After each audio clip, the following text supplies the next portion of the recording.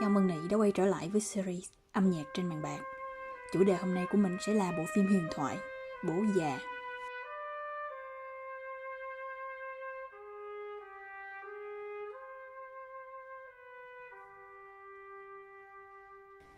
Đã hơn 50 năm trôi qua kể từ khi bộ phim Bố Già của đạo diễn Francis Ford Coppola ra mắt. Cho đến bây giờ, đây vẫn là một trong những bộ phim được đánh giá hay nhất lịch sử điện ảnh. Chuyện phim kể về Michael Corleone, từ một chàng trai hiền lành trở thành một trùm mafia máu lạnh. Và bây giờ, bằng âm nhạc, mình sẽ nhìn lại hành trình thay đổi của Michael Corleone từ một chàng trai như vậy. That's my family, Kate. It's not me.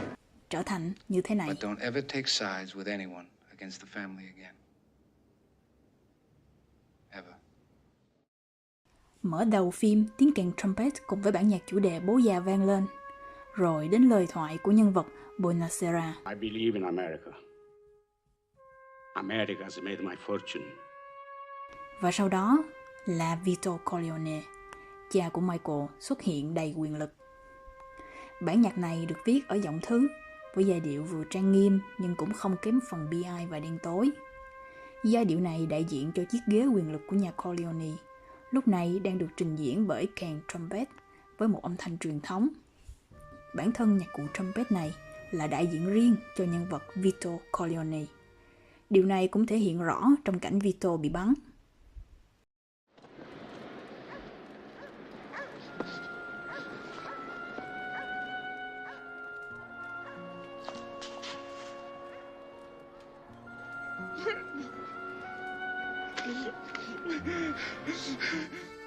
Về phần Michael, ban đầu anh ta là một chàng trai hiền lành và là người đứng ngoài cuộc trong mọi phi vụ làm ăn của gia đình, cho đến khi Vito bị bắn, bước ngoặt đến với cuộc đời Michael. Giai điệu chủ đề của Michael lần đầu xuất hiện trong phân cảnh anh đến bệnh viện thăm cha, phát hiện toàn bộ bảo vệ đã biến mất và các sát thủ trong vài phút nữa thôi sẽ đến tìm cha mình. Cảnh này mở đầu đầy căng thẳng bằng giai điệu chủ đề của Michael.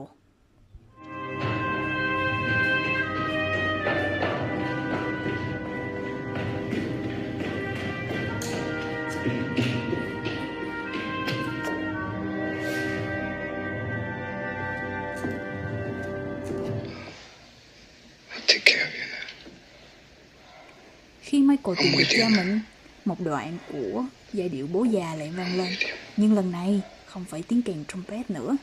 Báo hiệu thời đại của Vito đã sắp qua.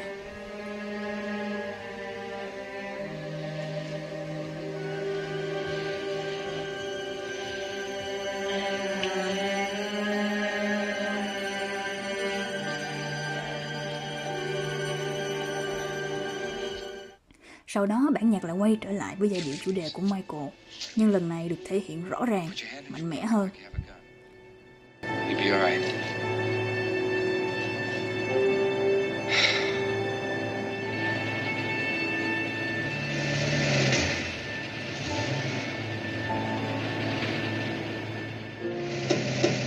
Sau khi đánh lừa được bọn sát thủ để cứu cha mình, trong khi tay của nhân vật Enzo vẫn còn run rẩy,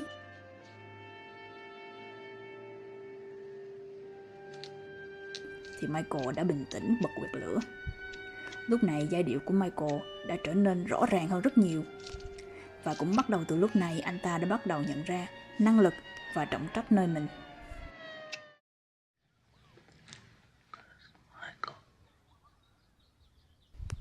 Sau đó, để trốn sự truy đuổi của sát thủ, Michael phải đến Sicily, và đây cũng là lúc bản nhạc quen thuộc nhất của bộ phim xuất hiện.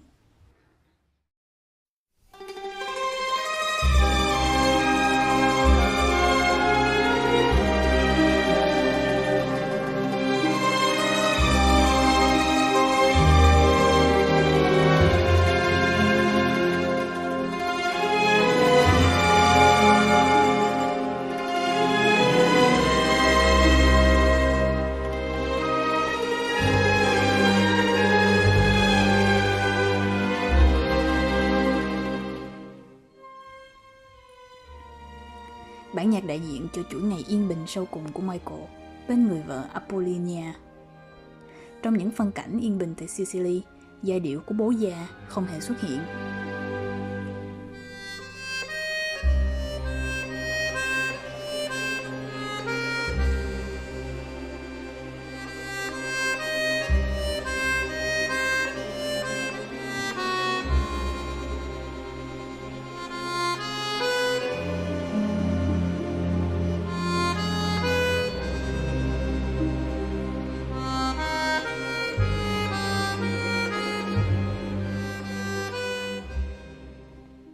nhưng quá khứ không buông tha Michael.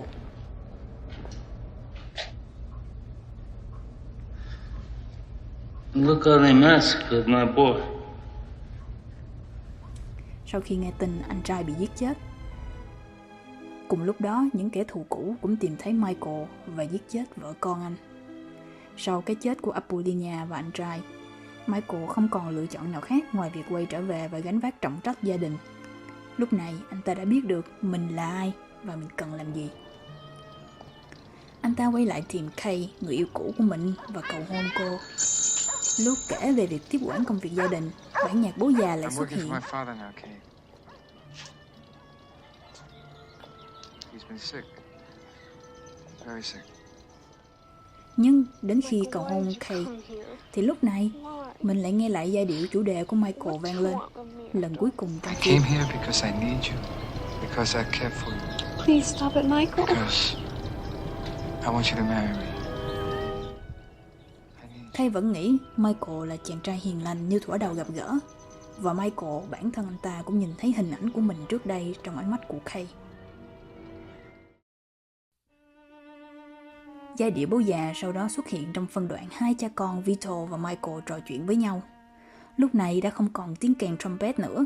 Giai điệu cũng không còn trang nghiêm như lúc đầu, mà ngược lại đầy bi ai, như câu nói chua chát của Vito dành cho con trai. I never wanted this for you. Ông đã từng mơ con trai mình sẽ trở thành một nghệ sĩ thay vì một trùm xã hội đen. Và giấc mơ đó sau cùng đã ra đi cùng với cái chết của ông. Sau cái chết của cha, Michael Corleone chính thức trở thành người kế nghiệp cho đế chế của gia đình. Từ một chàng trai ngây thơ, người đứng ngoài mọi chuyện, giờ đây Michael trở thành người bảo vệ gia tộc Corleone. Để làm được việc đó, anh ta cần tiêu diệt những kẻ đe dọa gia đình anh ta. Trong lễ rửa tội của cháu trai, Michael đồng thời tổ chức một cuộc thanh trừng kẻ thù. Đây là một phân cảnh thú vị với nhạc của Bach. Không khí linh thiêng trong nhà thờ trái ngược với cảnh giết chóc diễn ra ngoài kia. Nếu với đứa bé nhờ tắm với nước mà trở thành con chúa, thì với Michael, trong thời khắc đó, anh tắm trong máu của kẻ thù để trở thành bố già tiếp theo.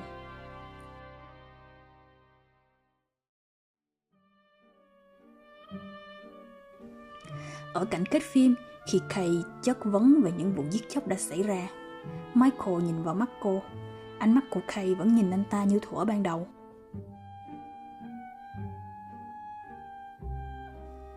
Và anh ta đã nói dối.